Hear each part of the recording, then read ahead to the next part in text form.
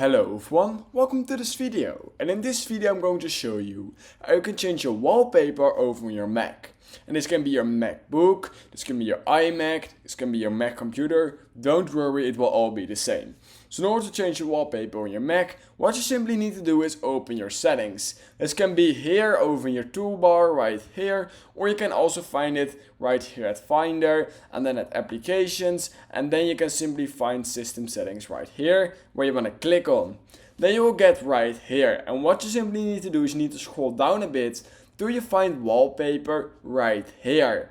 And then right here you will have dynamic wallpapers. These are basically just a lot of wallpapers that Apple automatically sets over on your Mac, and it's basically just a default wallpaper that everyone can get access to. Now if you want to set a wallpaper that is not from Apple itself, and it's basically just that you have probably downloaded it from the internet, then all you need to do is scroll a little bit down, and then right here you will see downloads. Then what you need to do is you need to click on add folder, and literally right here you can choose every single photo you've ever gotten over on your computer. You can simply select it as your wallpaper. You can click on choose just like this, and we can right now see that this has now been set as my wallpaper.